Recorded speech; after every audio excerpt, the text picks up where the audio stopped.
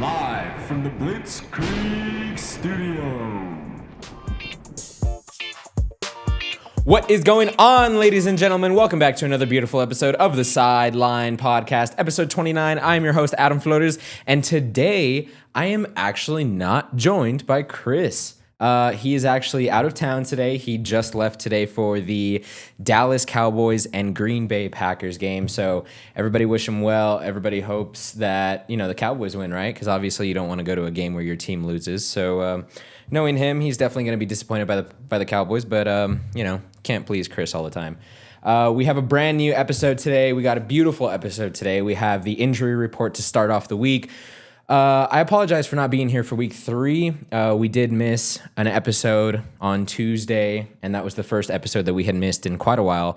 So we are still trying to stay consistent, but we're trying to work out the kinks on all of our scheduling and everything. But I'm not going to ramble on too much on what we missed, and we're just going to head straight into week 4. Let's start with the injury report. We got Mac Jones, who has an aggravated PCL injury. He's questionable for week 4 if Brock Purdy is still out, which we do know that he is now starting. It was official by yesterday. Mike Evans has a hamstring injury, likely out 2 to 4 weeks. CeeDee Lamb, high ankle sprain. Terry McLaurin, questionable with a quad injury. He is now out for tomorrow's game, so I hadn't updated this yet. But Juwan Jennings is day-to-day still with a shoulder and an ankle injury. Alec Pierce from the Colts is in concussion protocol. Najee Harris. I want to talk about this for a little bit just because he tore his Achilles. I wrote here that he feared to have teared his Achilles because we hadn't talked about it on Tuesday, obviously. But he is now out for the surgery, or out for the season. He did obviously have surgery. Prayers up for him. He's only, I believe, 28. So his career's not over. There's still some light at the end of the tunnel for him, but more than likely, this is one of those injuries where, Achilles are so hard to come back for running backs in the league. So it's just, you hate to see it. You really do. It was a non-contact injury. He was in the backfield. He was about to get play action from Justin Herbert, and he just went down. Nobody touched him. Justin Herbert hopped right over him, and he knew it right away. And you saw Najee grab his calf right away, and it was over. Everybody really knew what had happened right there and then. The other one that is season-ending, James Conner, an ankle injury. He required surgery. He is now out for the season. I didn't really look into his injury too much, but it almost kind of looked like what happened to Chris Godwin on the Bucs last year in that Ravens Monday Night Football game, and he's going to be out for the season. He probably won't come back. He is 30 years old or 31. I don't remember exactly what his age is, but it's really hard, like I said, for running backs to come back from lower extremity injuries like that completely take him out for an entire season. So if we do see him back, it won't be obviously until mid-time next year.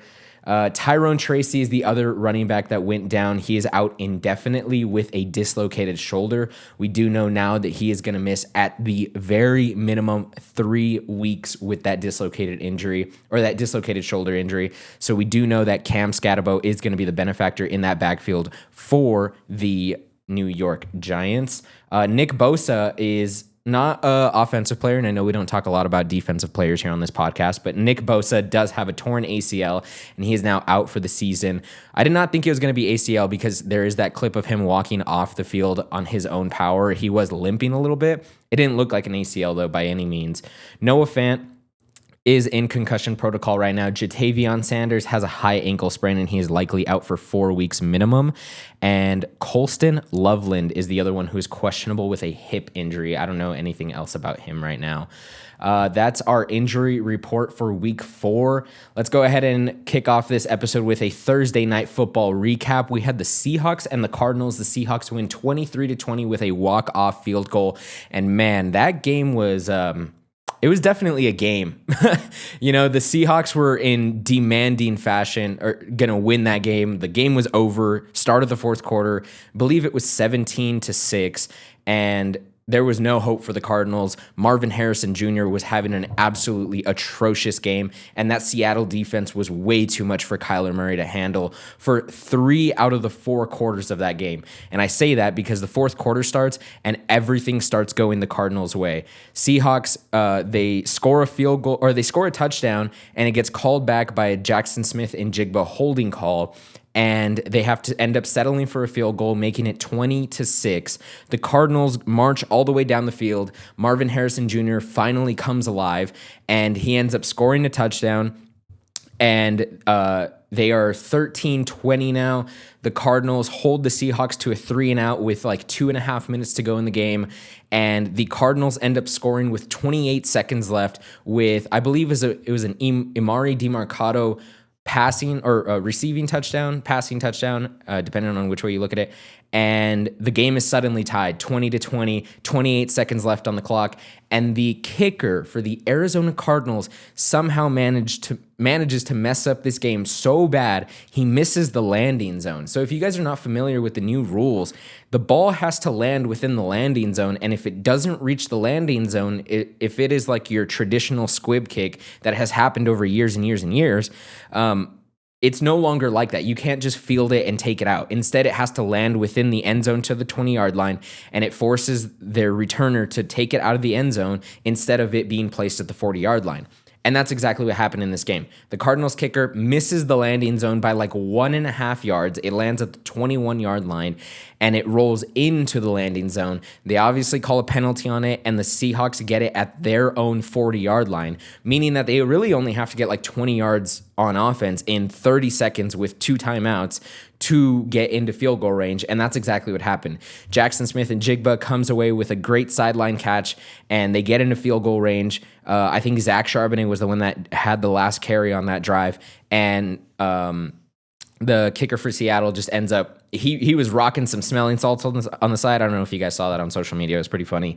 And he ends up kicking the game-winning field goal with 4 seconds left in the game. They walk it off, and it was an interesting game. It really was. There was a lot of takeaways from this. Seattle's defense is legit. They're for real. But I think they're for real, but the other side to that story is Kyler Murray actually looked really good. Now, yes, it was in garbage time where they scored all those points, but Kyler Murray looked like a true veteran in that last quarter where he was not even just a game manager, he was a game changer. He really drove them down the field under his own power. You don't have James Conner. This is your first game from Trey Benson in the backfield. Marvin Harrison Jr. is having an absolutely atrocious game, which leaves you to Trey McBride, but he was clamped up the entire game. Trey McBride had like 60 receiving yards at the end of the day, but it was a hard-fought 60 yards for Trey McBride. There was no offensive production on the ground. Kyler Murray couldn't even scramble out of the back, and nothing was going right. And Kyler Murray somehow managed to get them all the way down the field, score 2 touchdowns in garbage time, tie it up, almost go into overtime, and you really love to see that. And I might be hyping up Kyler Murray a little too much because he is on my fantasy team, but it was just really great to see. I mean, the Seahawks end up going to, 3-1 on the season, and the Cardinals end up going to 2-2, but there's still light at the end of the tunnel for the Cardinals. Their season is not completely over. I think that defense by the Cardinals is really good too. They were actually able to more like manage Sam Darnold, not completely shut out Sam Darnold, because Sam Darnold did have a really good game at the end of the day. I don't know if he broke 200 passing yards. Yeah, he did. So he was at 242 for 1. And Kyler Murray was right at 200 on the dot. He did have 2 interceptions, but again, both of those interceptions were Marvin Harrison Jr.'s fault. One of them he stopped on a dig route, or no, not a dig route, like a little crosser almost. And he stops halfway through the route because he thinks that Kyler Murray's like stepping into the pocket to take off to run. But in reality, he steps into the throws it to Marvin Harrison Jr. over the middle, and Marvin Harrison stops, ends up causing that interception. That's one. And then number 2 was, again, in the middle of the field, Marvin Harrison Jr. bobbles the ball. It goes into the defender's hands. And that's 2 interceptions caused not by Kyler Murray, but by Marvin Harrison.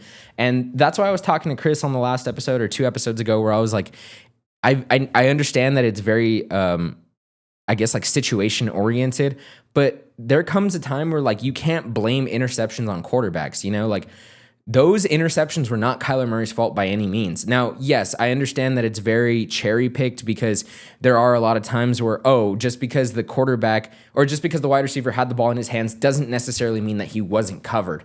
He could have been covered. He could have been smashed, and, you know, like that. the impact of the ball makes the ball go up and it causes an interception. So you don't really know who to blame the interception on. Is it the quarterback for putting it in the wrong spot, or is it the wide receiver for not being able to clamp the ball down with two hands? Kenneth Walker had 19 carries for 81 yards, but Zach Charbonnet was the one that found the end zone for them with another 40 yards on the ground. Kyler Murray led this team in rushing yards with 41. Trey Benson was very ineffective on the ground. But again, I think this is a product of the Seahawks defense and not a product of the Arizona Cardinals running game not being there at all without James Conner. Yes, James Conner does play a factor in not having a lot of groundwork, but I see Trey Benson as a really good RB2 option or even a flex option the rest of the year. So I think there's a bright future ahead of Trey Benson in this backfield.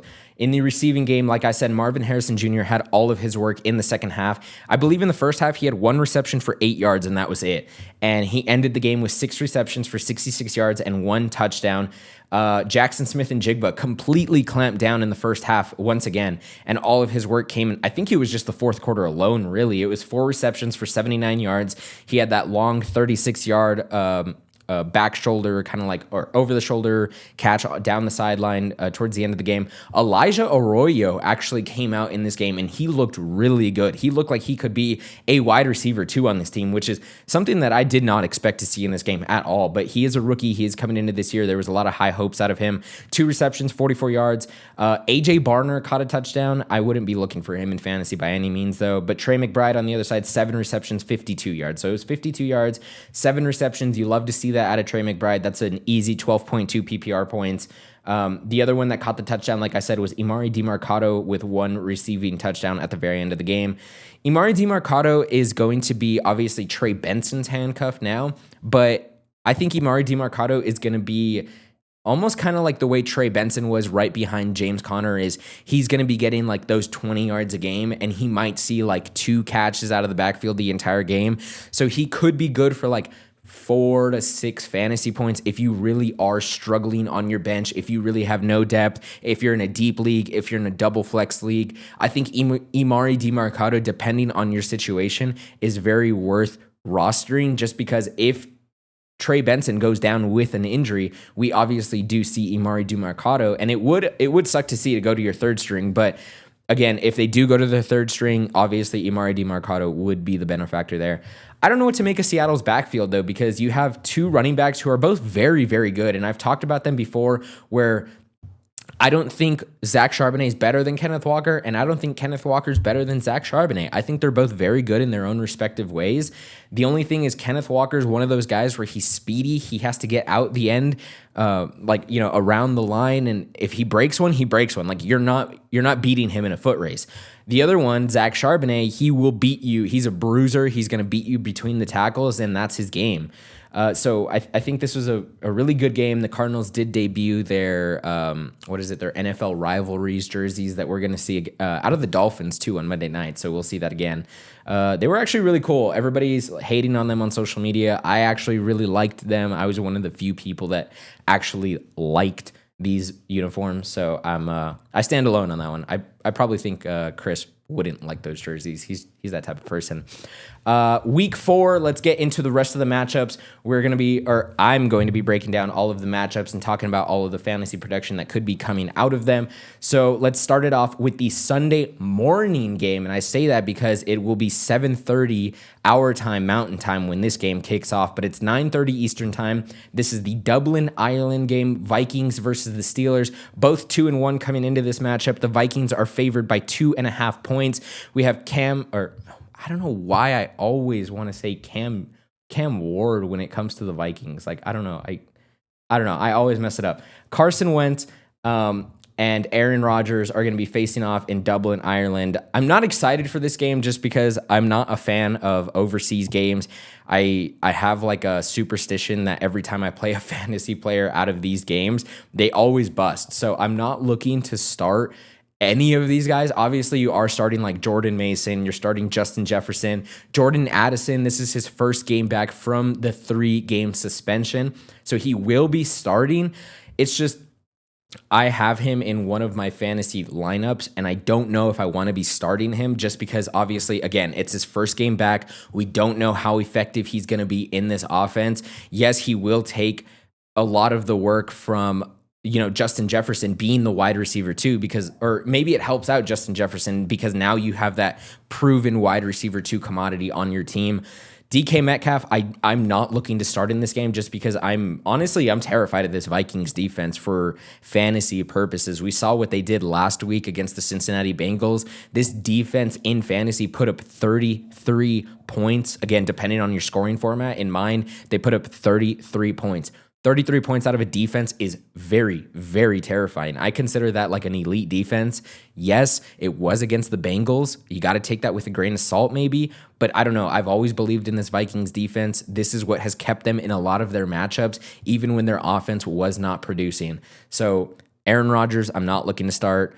I guess, again, you probably are starting DK Metcalf, but I would be very, very hesitant on starting him.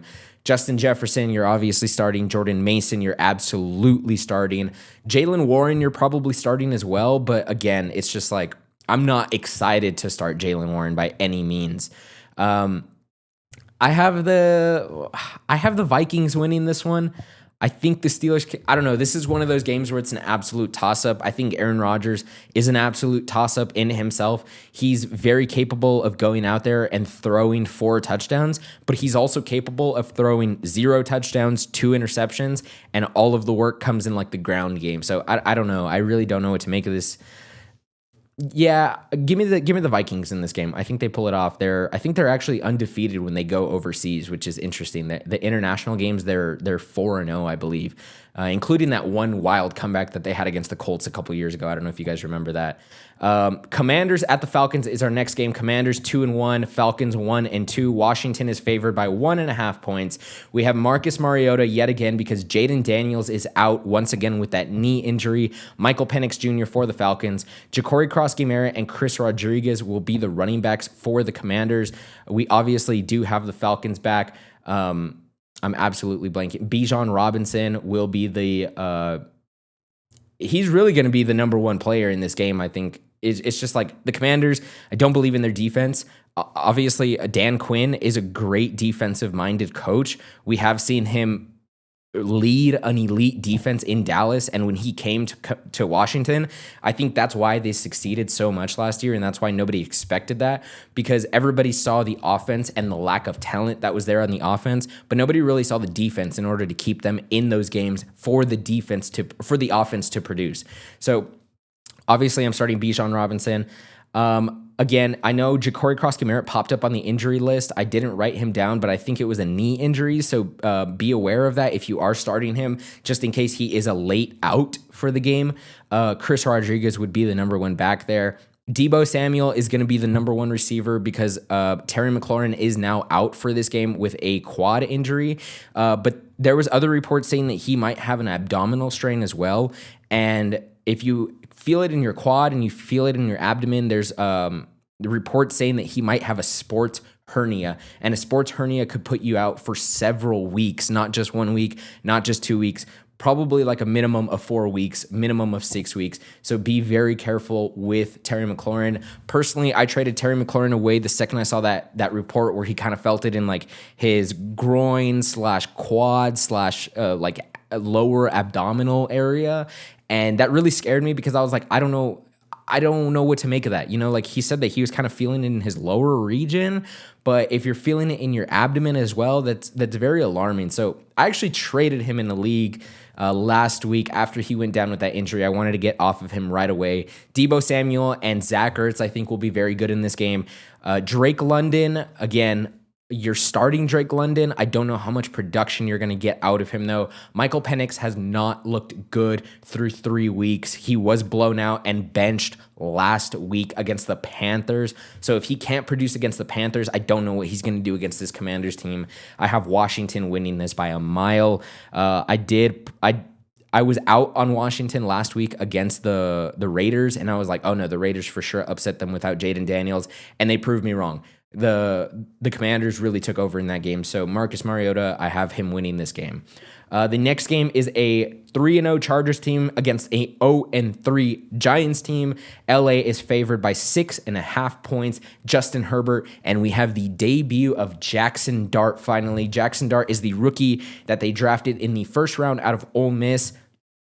And the Giants actually traded up for Jackson Dart. If you guys don't remember, he was supposed to be a late second rounder, an early second rounder. And the Giants traded capital to get back into the first round and say, you know what, we're going to go get our guy. We believe in Jackson Dart. So I think Jackson Dart, you're obviously not starting him in fantasy unless you're in a 12-team double quarterback league, or a super flex league, then maybe you're starting him depending on your lineup.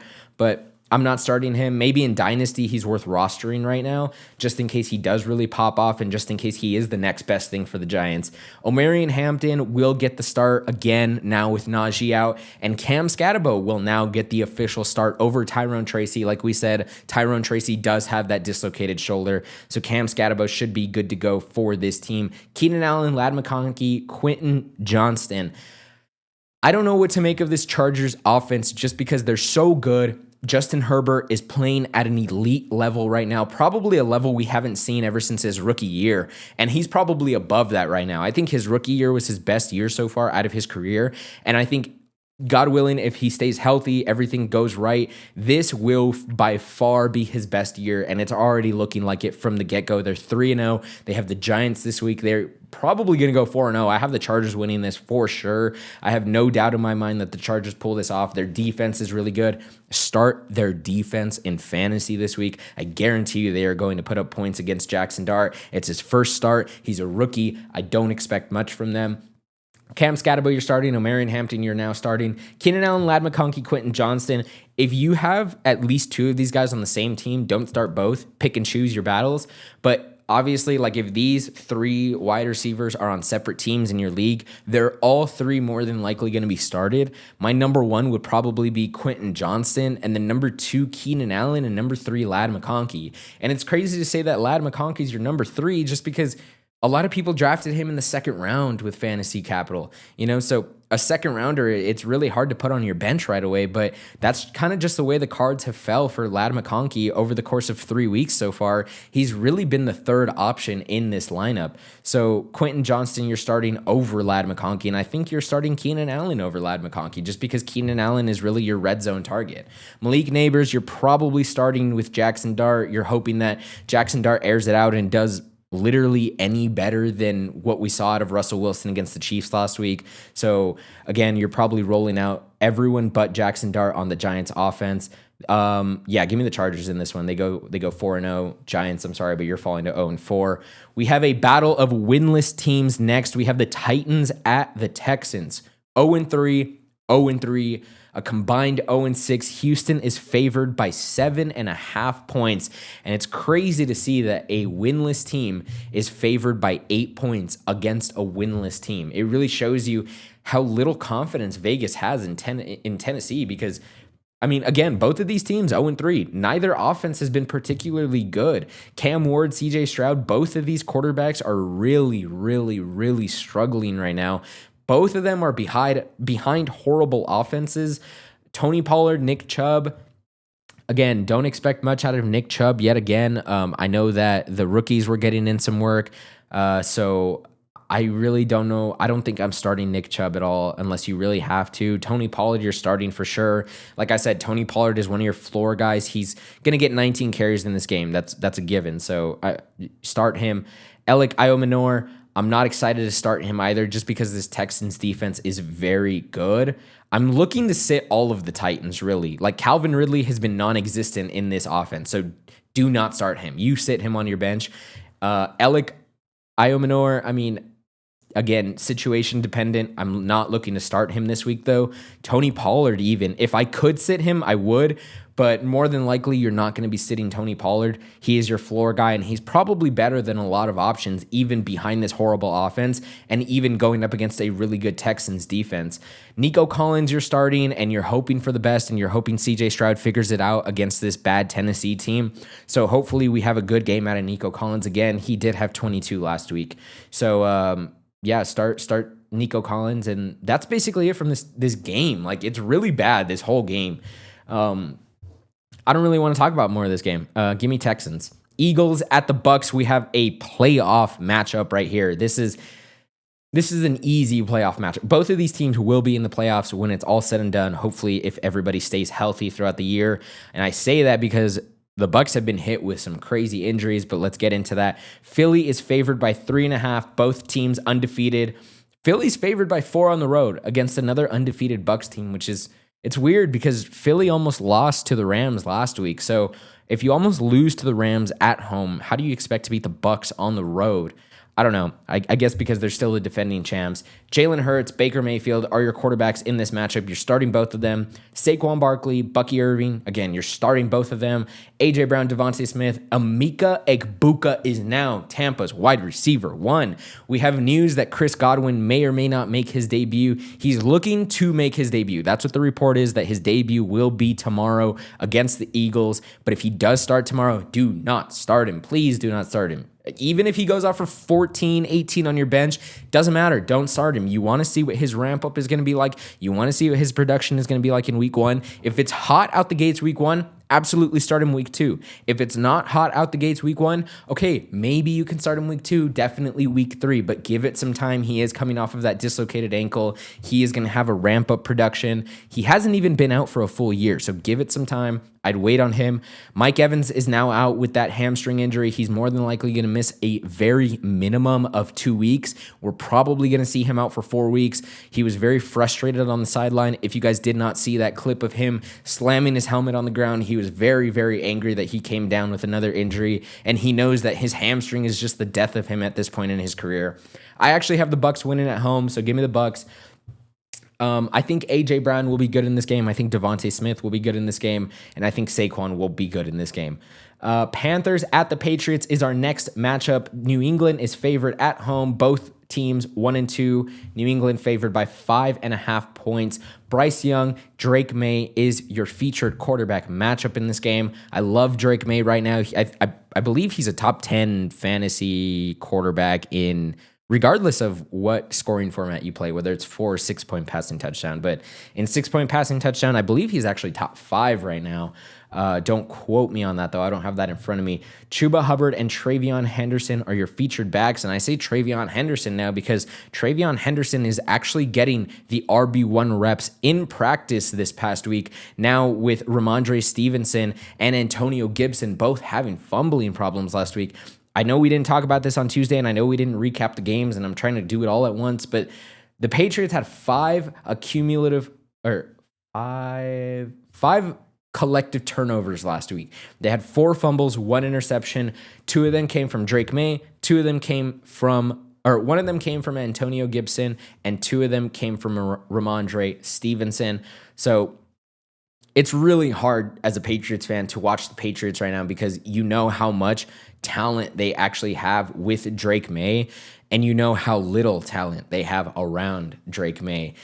Tet McMillan, Kayshon Boutte, Stephon Diggs, Hunter Henry are all of your featured wideouts in this game. Tet McMillan, you're obviously starting. This Patriots defense is not scary to start the year. Teams are actually putting up a pretty decent amount of points out of them. Kayshon Boutte, depending on your lineup, you could start him. Again, it is the Panthers. They do have J.C. Horn, but I think J.C. Horn is going to be lined up with Stephon Diggs in this game for most of the game. So Kayshon Boutte could be a good start. I don't know. If you want to take a throw on him, like a shot in the dark on him, I'm okay with that. Hunter Henry, you are absolutely starting. He saw double-digit targets once again last week, and I believe he's a top 3 tight end right now in fantasy. So absolutely starting Hunter Henry. I just don't know for rest of the season how good he's going to be. He is a little on the older end. So also, Chuba Hubbard did pop up with a calf injury. Keep that in mind. And if he does not start or if he ends up with another injury, Rico Dowdle is his handcuff. So if you want, go pick up Rico Dowdle if you have a free spot on your bench, and that could be a viable running back 1 rest of season if Chuba Hubbard were to go down with any sort of injury. Obviously, give me New England. I'm a Patriots fan. They're at home. They need to go 2-2. They cannot go 1-3. Saints at the Bills is our next matchup. Bills are 3-0. Saints are 0-3. And I think personally, this is the biggest spread that I have seen. Well, for sure this year. I don't think there's been one this big this year. I don't even think there was one this big last year. The Bills are favored at home. I want you guys to guess. If you're watching this, guess right now. How much are they favored by if you don't know already? I'll give you a second to think. It's more than that. Whatever you think it is, it's more than that. Buffalo is favored at home by 15.5 points. Spencer Rattler, Vegas has zero confidence in this offense to even keep it close with the Bills. The Bills are favored by 3 scores, basically, is what that is. Well, 2 scores if you do 8 and 8, but you know what I mean. Josh Allen, you're absolutely starting. James Cook, you're absolutely starting. Keon Coleman, I am starting in my lineup just because it's the Saints secondary. Khalil Shakir, you can start too, and Dalton Kincaid, you can start too. Start all of the Bills. Even if they're a backup, you could probably start them in this game, just because I think backups are going to get work in this game. I don't have any faith in the Saints defense. Not saying that Spencer Rattler is a bad quarterback, because I actually think Spencer Rattler is a good halfway decent quarterback in this league. I think he has a bright future ahead of him if they stick with him, but he's got to go through those ups and downs. He's got to stick with the team. The team has to stick with him. They cannot panic off of him and go to Tyler Shuck, because Tyler Shuck is definitely not better than Spencer Rattler, at least at this point in their careers. Unfortunately, Spencer Rattler is 0-9 to start his career. He's more than likely going to go 0-10 after this week, and honestly, like that's just the ups and downs with the Saints right now. They don't have a good team. They don't. Their offense is very, very, very mediocre, and their defense is atrocious. So Spencer Rattler, you're probably not starting. Alvin Kamara, you're probably starting. Chris Olave, you're probably starting. Then like your flex option as like your second flex option. And Juwan Johnson, you're absolutely starting, just because Juwan Johnson is the tight end 1 on the season. So start Juwan Johnson. Give me the Bills. I don't see them covering the spread though. I have a sneaky feeling they don't cover the spread. I think they're going to get a little too comfortable, either like right at halftime or right outside of halftime. They're going to get too comfortable. The Saints are going to get a lot of garbage time points. So give me the Bills, but I think if they do cover the spread, it'll be like very, very, like barely right over the hump. I don't see them covering the spread though. Browns 1-2, Lions 2-1, Detroit favored 9.5 points. Joe Flacco, Jared Goff, and the Browns are now 1-2. They knocked off the Packers last week. Everybody had the Packers favored by a mile, and now the who is it? Is it the NFL itself is actually being investigated to see if there was any rigging of any sort of games. And personally, I love the NFL, and I obviously want to say there's no rigging in the NFL. Nobody would want to see that, but the amount of field goal blocks that we saw last week, you could call it a coincidence. I'm not going to say it's rigged. But it's a crazy coincidence. We saw 2 in the Rams game. We saw 1 in the Bucks game. I think we saw 1 in the Chiefs game actually too. We saw, and then the Browns. The Browns blocked a game-winning field goal from the Packers with like 20 seconds, 30 seconds left on the clock. Joe Flacco gets them in field goal range, wins the game, and there was like a record-breaking amount of money lost on the Packers winning that game because the Packers were favored so heavily. I'm not going to say it's a Vegas thing, but this Browns defense is legit. I would have to really go back and look at exactly how many yards they have allowed to running backs and quarterbacks, and I guarantee you it's not very high. I think they've allowed like a collective 110 rushing yards over the course of 3 games, and they weren't just to scrub running backs. They were 2 very, very good running backs.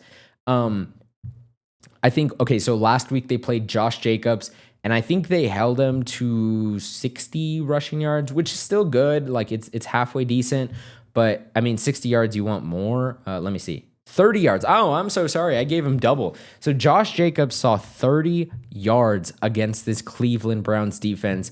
Week 2, we did see the downfall of Derrick Henry, and Derrick Henry was held to 23 rushing yards. So 30, 23, you do the math. That's 53 rushing yards between 2 really, really elite running backs in this game.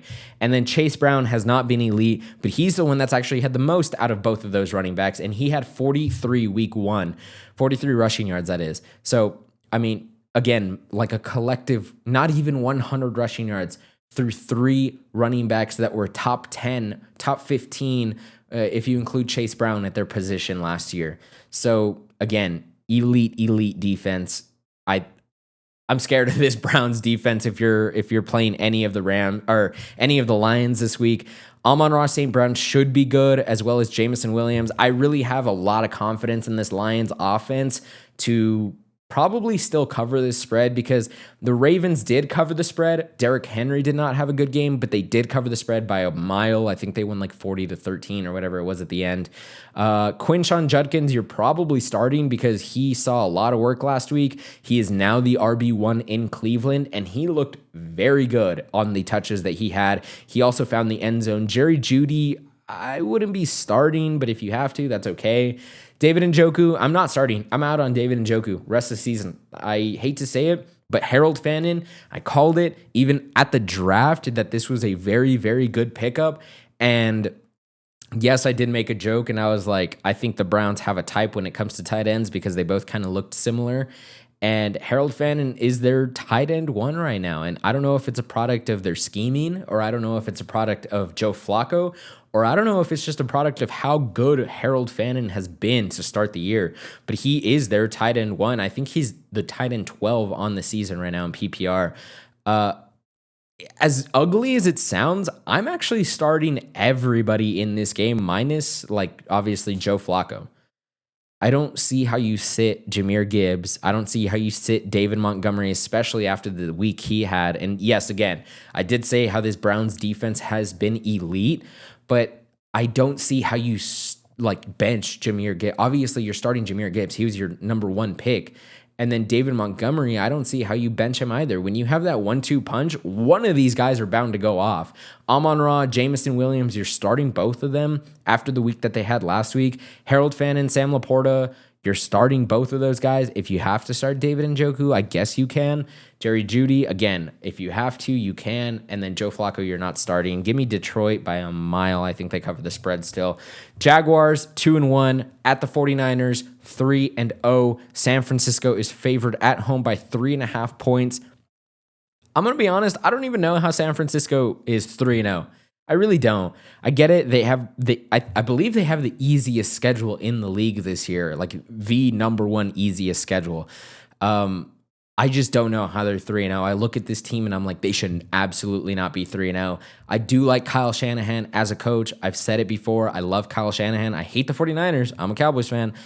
I hate the 49ers, but I love Kyle Shanahan. He's just one of those elite tier coaches. I really do think he is. And I think he's very overlooked just because of the amount of talent that the 49ers have had over the years. But I think Kyle Shanahan is a very, very good head coach. Trevor Lawrence, Brock Purdy is now getting the start again. He comes back a little prematurely. He was expected to miss like 4 weeks. He only missed 2 weeks. Travis Etienne and CMC are your running backs. CMC is averaging like 23 opportunities a game right now. I don't see how you sit him. Obviously, you're starting him. This is not a scary defense by any means. Christian McCaffrey is an elite running back. My only problem is that if you're giving somebody 23 opportunities a game, how healthy will he be by week 6, week 7, week 8, week 9? I don't even know if he makes it to week 10 at this point. Like, if he stays healthy, he's the RB1 on the season. If he does not, I mean, okay, obviously if he does not, he's not the number 1. But like, Christian McCaffrey is probably one of the most, if not the most injury-prone running backs we have seen over the last like 5-6 years. And you're giving him 23 opportunities a game. I don't know how he keeps up that production. Travis Hunter, Brian Thomas Jr., Ricky Pearsall, Juwan Jennings. I don't know if Juwan Jennings plays. Ricky Pearsall is also questionable. Demarcus Robinson is a name to look for in this offense, because if Ricky Pearsall were to miss this game, if Juwan Jennings were to miss this game, we already have George Kittle out. Who else do the 49ers have outside of Christian McCaffrey? Christian McCaffrey is this entire offense right now. And obviously someone else needs to get involved. So it will be Demarcus Robinson. He is now back from his suspension as well. He's in the starting lineup. Travis Hunter, I don't know how you can start him. I called out for him to have a big game last week. he had like zero to little production. Brian Thomas Jr. has been an absolute bust, but I think Brian Thomas Jr. actually gets some work in this game finally. I think we see a Brian Thomas Jr. game. Travis Etienne, you're starting. Trevor Lawrence and Brock Purdy, you're probably staying away from unless you're in a double quarterback league. Single quarterback league, you're staying away from both of them right now, in my opinion. I honestly can see the Jags pulling this off just because the 49ers have basically nobody healthy right now. So give me the Jaguars in this one. I say they win on the road. Colts at the Rams is our next matchup. We have the Colts 3-0, Rams 2-1. Now, this is a big game for many, many, many reasons. I see the Rams personally as one of the elite teams in the league. Even with a 38-year-old Matthew Stafford, as old as he is and as fragile as he is, he's an extremely tough, he's an extremely elite quarterback. Puka Nacua is an extremely elite wide receiver. Kyron Williams is a very good running back. Devontae Adams, we all know what Devontae Adams is. He did pop up on the injury report with a hamstring injury. Keep that in mind. So maybe he might not play this entire game. And if he does, it won't be at 100% speed. But again, we have this Colts team 3-0. Now, yes, you could say that they haven't played an elite team. They played the Titans. They've played the Dolphins, that they both won very, very strongly. And they played the Broncos. And the Broncos are a former playoff team last year. Yes, the Broncos are 1-2 to start the season. They lost to the Chargers last week, but they barely lost to the Chargers. And I see the Chargers as an elite team this year. Do we see it? If the Colts win, they are considered an elite team after this week.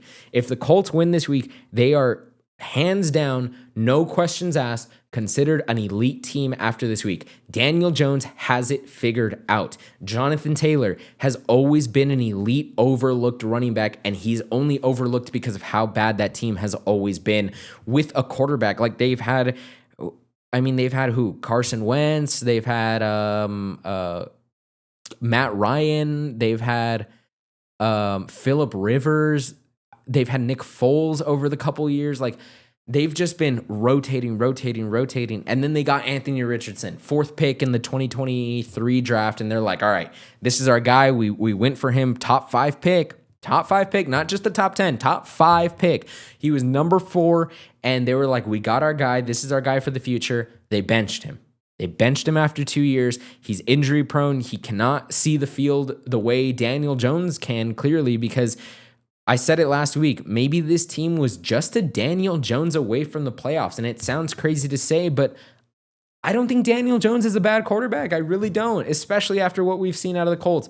Now, yes, hindsight is always 20/20, but if you guys remember back to when he was on the Giants, even Malik Neighbors, when he started his career, Daniel Jones was his quarterback, and Malik Neighbors came out saying the quarterback problem, or the quarterback is not the issue here.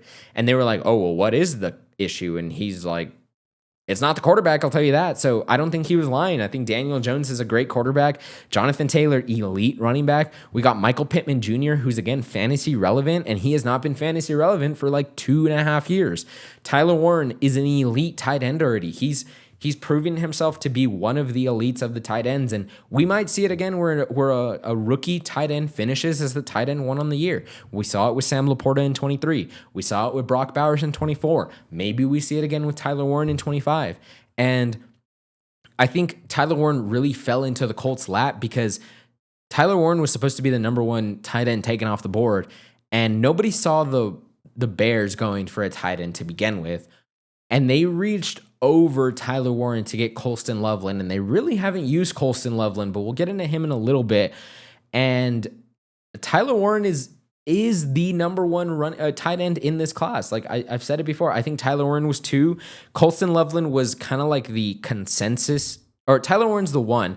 Colston Loveland has really been like the consensus 2, so that's why I put him at 2. Again, hindsight's 20/20, and Harold Fannin was my 3, and he wasn't very far behind Colston Loveland, and we really haven't seen Colston Loveland do anything. He's been the worst tight end out of this bunch that was taken in the first. Well, I think Tyler Warren was 12 or 14, Colston Loveland was 10, and then Harold Fannin went like the 3rd round or something. So again, hindsight's always 20/20, but say what you want, Tyler Warren's elite. The Rams are favored by 3.5 at home. I think the Rams do take it, but if the Colts win, put them in the elite category. No questions asked. I really do think so. You're starting all of these guys for fantasy. Even Jonathan Taylor, yes, it's a bad matchup for Taylor, but he's the number one running back. He's been explosive. He has juice that I haven't seen out of him ever since he was that almost 2,000-yard rusher. I don't know if he did hit 2,000 that year. So, again, this is just a revamped offense. The next game is the Bears at the Raiders. Chicago's favored by 1.5. Caleb Williams, Geno Smith duking it out. I think the Bears win this. I don't think there's much to talk about in this game. Trey Tucker had a phenomenal game last week, but I don't think it happens again. Everybody always wants to chase the high. Jacoby Myers, it will still be the number one option in this lineup. Maybe Trey Tucker does see a little bit of work, but I think Jacoby Myers is going to be the featured wide receiver yet again. I don't think Geno moves off of Jacoby Myers that fast and just automatically goes to Trey Tucker as his one. But I do think as bad as a quarterback that Geno has been over these first 3 weeks, he still throws the ball enough and they're in negative game script enough for both of these guys to be relevant the rest of the season. So if Trey Tucker's on your team, probably not starting him, but just keep an eye on him. If he does have another great week, then yeah, you can start him the next week and from here on out. But I think Jacoby Myers is really the only one I'm starting. Ashton Genty, he's still in your starting lineup, as disappointing as he's been, but there was a lot of statistics that came out over this week. He has 145 yards after contact, and he only has 144 rushing yards on the year. That says a lot about your offensive line. That means that offensive line is allowing penetration within tenths of a second. That Ashton Genty has no chance behind that offensive line. He has 145 yards after contact. He only has 144 rushing yards on the season. So give it to Ashton Genty. I mean, he's still going to see that 17 to 20 opportunities a game, and he might not turn it into 200 yards, but he will still be productive in his own way, maybe not for fantasy purposes, but he is still a good running back. Everybody wants to call him a bust so fast, but it's really not his fault if you watch the game. DeAndre Swift on the other side, I'm hesitant on. We saw Kyle Monangai get a couple carries last week, but again, it was against the Cowboys. DeAndre Swift was dealing with that hamstring injury, and he was considered high risk when he was going into that Cowboys game, but there was no real high risk out of him, so I think he's okay. I don't know what to do with DJ Moore. I mean, everybody took him probably over Rome Odunze in 90% of drafts, and Rome Odunze is having his breakout year. He is, and yes, he does have 2 outlier weeks. He did have another good game against Dallas, and I did say he was going to have a good game against Dallas because Dallas is probably one of the worst defenses, if not the worst defense in the league right now. So against this Raiders team, again, I don't think the Raiders has a much better defense. So if you want to start both of them, I'm okay with that, but I'm starting Rome Odunze for sure. DJ Moore, again, maybe a flex option depending on what your lineup looks like. If not, I'm okay benching him this week. Brock Bowers, you're starting, and I think he'll get his typical workload. Now he is 3 weeks removed from that knee injury that we did see when he suffered against the Patriots late in that game. So I think he'll be good to go. Give me Chicago in this game. We have the late window closing out with Ravens 1-2, Chiefs 1-2. One of these teams will leave this game 2-2, which means the other team will leave this game starting 1-3. This could be the first time we see the Chiefs start 1-3 on the season. And I think this is actually the first time we could see Lamar's Ravens start 1-3. I don't think the Ravens have started 1-3 since Lamar has been the full starter. Baltimore is favored on the road by 2.5 points. Lamar Jackson, Patrick Mahomes, you're absolutely putting those guys in your lineup. Lamar always has a good game against the Chiefs, and Patrick always has a good game against the Ravens. Both of these teams have been one of those teams where it's not an interdivision rivalry. Obviously, they're both AFC, but they've really been a rivalry because of how the playoffs have shaken up over the past couple of years. These two quarterbacks are still in the elite category. Everybody wants to write Patrick Mahomes off so fast because everybody's so tired of hearing, oh, Chiefs this, Chiefs that, Chiefs won again. Oh, the Chiefs got a good call or this and that. Everybody is so quick to hate on who's number one. And I think in my eyes, Patrick Mahomes is still the number one quarterback in the league. I don't see anyone knocking him off of that high horse. You could call it glazing. You could call it, oh, you're just it's all the propaganda. I don't care what you say. Patrick Mahomes is still an elite quarterback. He's still number one in this league. In my opinion, yes, I love Lamar Jackson. I don't like Josh Allen. I'm a Patriots fan, but Josh Allen is still an elite quarterback. Joe Burrow's an elite quarterback. But until those guys can win 3 Super Bowls, Patrick Mahomes is still your number one quarterback. He has the Chiefs in games when this defense has been, letting him down, when his offense has been letting him down. He has no offensive production. Patrick Mahomes, we went over this last week. He has the most rushing yards on his team, and that's not out of the ordinary for a team like the Commanders with Jaden Daniels. It's not out of the ordinary for a team like the Ravens with Lamar Jackson. It's not out of the ordinary for a team that has Justin Fields or any other rushing quarterback. Patrick Mahomes, yes, he's an agile quarterback. He's a mobile quarterback, but he's never been considered a rushing quarterback. He's always been considered, if you need to roll out the pocket and throw it, then yes. He's never been, let me roll out the pocket, take it for 20 yards, 30 yards. And that's what he's been doing. He did it at the back end of last year. If you guys didn't notice, he did do it a lot last year. And now he started off the year as their number one rusher because Isaiah Pacheco and Kareem Hunt have been non-existent on this team. Derrick Henry has 3 fumbles over 3 games. He's probably good for another fumble this week, but I think he gets it figured out. I think he has a good game against the Chiefs. You're sitting Isaiah Pacheco, by the way, and you're absolutely sitting Kareem Hunt if you're sitting Isaiah Pacheco. Maybe one of them finds the end zone this week, but I don't want to take a chance on that. Zay Flowers, Rashad Bateman, Hollywood Brown, Tyquan Thornton, and now we see the return of Xavier Worthy, who did have that dislocated shoulder in week 1 when he had that collision with Travis Kelce. So he is back in the starting lineup. I don't know if he's on a limited snap count. I haven't read into that, but he's starting. I wouldn't start him in fantasy this week because, yes, they will need him, but he's at high re-injury risk right now. If he plays 1 quarter, gets hurt again, and doesn't come in for the next 3 quarters, and you have him in your starting lineup, you're screwed for the rest of the game. Hollywood Brown, you're probably starting as a flex option, maybe even Tyquan Thornton. We've seen Tyquan Thornton be the deep ball guy in this offense without Xavier Worthy, without Rashee Rice. And the reason he's that elite downfield guy right now is because Patrick Mahomes is your elite quarterback. People don't understand that.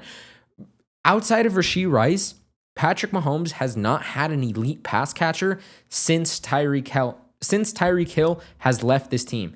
And guess what? They still won a Super Bowl without Tyreek Hill, which means it's not a product of the passing game because of your receivers. It's because of Patrick Mahomes.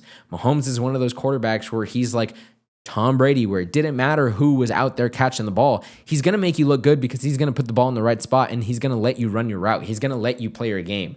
So Tyquan Thornton, he's probably good for another touchdown this week just because Hollywood Brown has not been your 2021, 2022 Hollywood Brown. And Xavier Worthy is, again, high re-injury risk right now. Travis Kelce has looked very slow. He has not looked effective. He probably should have hung it up last year, but he's still serviceable for your tight end spot. Mark Andrews, he had a really big game. Yes, he did have that garbage time, like 30-yard pass down the field, and he caught that touchdown, which put him to, I think it was 29-point-something PPR fantasy points, so basically a 30-point game. But we didn't see that out of him in the first 2 games.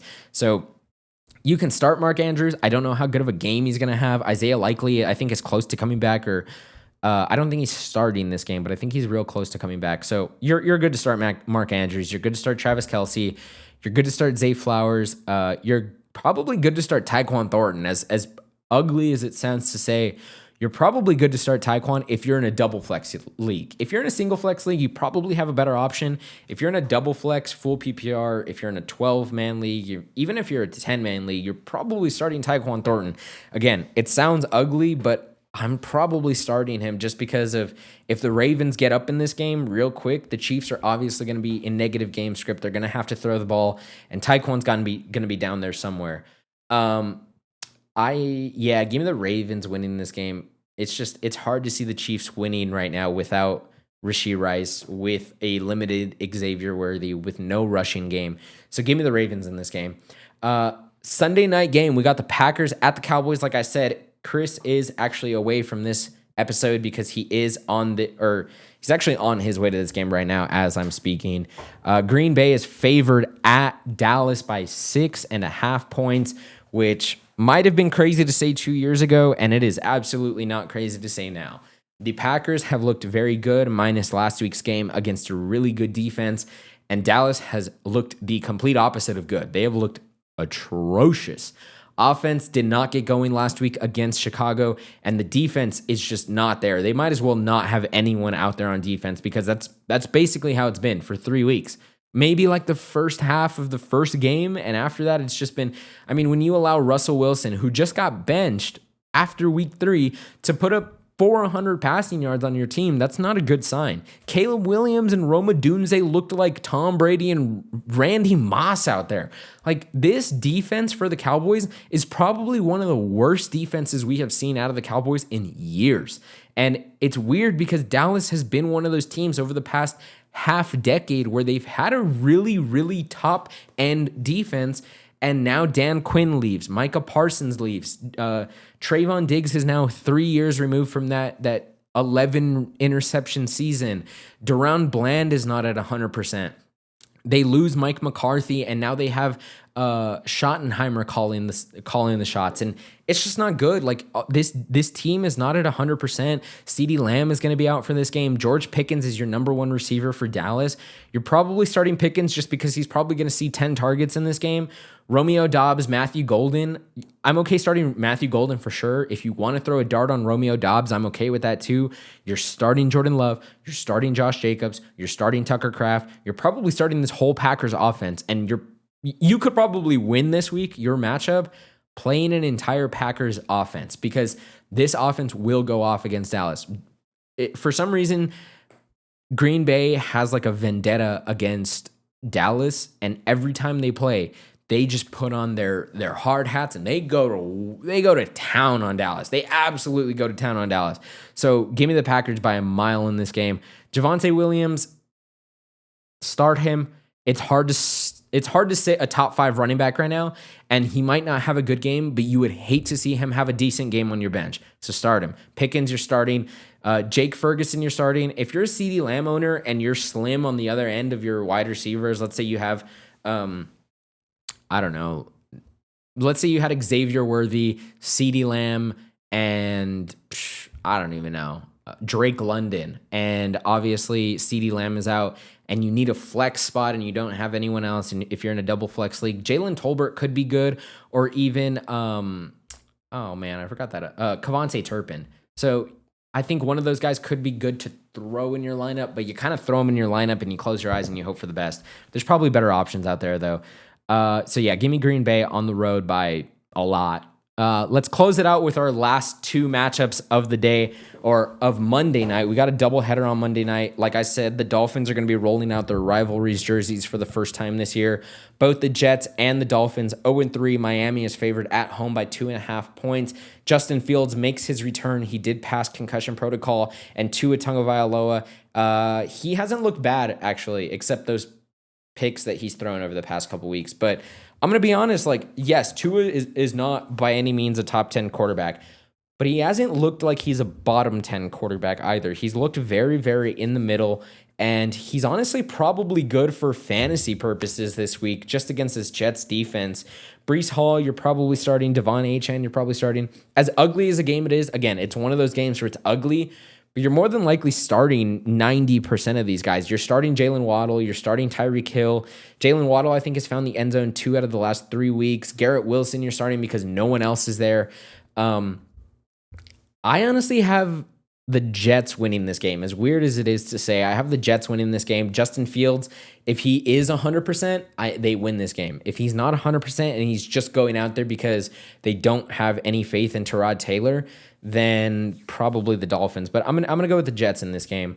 Our next game is the Bengals 2-1 at the Broncos 1-2, and it's really weird to say because their situations are complete flip-flopped, and the Bengals have the better record. Jake Browning looked atrocious, by the way, last week. We were all like, okay, like he'll be serviceable. Maybe the Bengals will stay in it this season. No, Jake Browning looked bad. Like Jake Browning looked like the Bengals need to go and get Jameis Winston. That's what they look like. They look like they need to go get Kirk Cousins. That's what Jake Browning looked like. He looked like he should not be in this starting lineup. Jamar Chase and T. Higgins, I'm not starting these guys. I'm really not looking to start this Bengals offense. I don't want to start Chase Brown. Obviously don't want to start Jake Browning. I really don't want to start Jamar Chase, but you're probably going to just because he was your number one overall pick in 90% of leagues. T. Higgins, I'm not starting. I don't care what your lineup looks like. There's got to be a better option out there, but I'm not starting T. Higgins. On the other side of the ball, I'm starting everybody. It's a complete night and day situation here. Bo Nix, I'm starting. J.K. Dobbins, I think I have inside my top 10 rankings this week. So you're absolutely starting J.K. Dobbins. I think he's good for a touchdown. I think he's good for probably like 100 yards in this game. I'm starting Cortland Sutton and Troy Franklin. As weird as it is to say to start both, I'm starting both in this game because I have no faith in this Bengals defense. Denver's favored by 8 at home. They're going to win this game probably by more than 8. Bo Nix probably puts up over 250 passing yards, and J.K. Dobbins probably sees the end zone. RJ Harvey, I'm out on. I'm out on right now because he's a rookie that a lot of people... I was out on him to start the year, by the way. But a lot of people were big on him to start the year. They were like, this guy's going to be the number one guy in this Broncos offense. He's going to be, Sean Payton traded up to get him early. He reached for him a little bit, so he's his guy. And he's not been the guy. He's been the exact opposite of their guy. So J.K. Dobbins will be your number one. We already talked about the rest of the pass catchers. So again, sit T. Higgins, sit Jamar Chase. My sits of the week, I'm going to go through them now just to get it out of the way. My sits of the week, the Bengals. My starts of the week, the Chargers. Start the Chargers. Omarion Hampton is probably my number one start of the week. Justin Herbert is probably my number 2 start of the week. And Quentin Johnston is probably my number 3 start of the week. And my top 3 sits are probably Jake Browning, Chase Brown, and T. Higgins. And it's really hard to say to sit Jamar Chase, and I'm probably going to look back at this and I'm going to be like, you're stupid because he ended up having 15 PPR points because he's the number one option there. But again, it's really hard to say that they're going to get any production, especially against this Denver defense. So I'm going to keep it super sweet and short there. Start all of the Chargers, start all of the Bills, sit all of the Saints, and sit all of the Bengals. It's pretty simple this week. We got some easy matchups. We got some hard matchups to predict, and those are 2 easy matchups to predict for the week. So I'm going to close this out there. Thank you guys so much for listening. If you guys are not familiar with our channel, make sure you subscribe. We are posting 2 times a week now throughout the season. We're going to be posting every Tuesday, every Saturday, if we can keep that production up. We also do have a social media, so go check us out on Instagram at The Sideline Podcast. You can also follow our TikTok. Again, it's The Sideline Podcast. If you know me personally, it's probably in my personal bio on Instagram. My Instagram's Adam Flores. My name's Adam Flores. You can follow Chris Marquez on Instagram too. We do have a website. It is in our link in bio in Instagram. But if you want to look it up outside of the link in bio, it is The Sideline. It's all one word. It's all lowercase. So don't do no caps. Don't do no spaces. It's kind of long. Are you ready? Write this down. The THE side SIDE line LINE podcast.my.canva.site. I'm going to repeat that one more time. The Sideline podcast.my.canva.site. And hit enter. You'll see our weekly rankings. Chris's rankings is not up for this week, but mine are up and ready to go. His are not updated, so don't be like, oh my God, why do you have so-and-so at number 10 when he has a bad matchup this week? So take Chris's rankings with a grain of salt this week because they're not updated. Mine are updated, so if you want to look at mine, go ahead and check that out.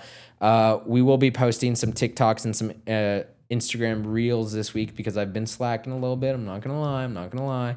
But this is my first episode that I've done on my own since the draft. And the draft was what?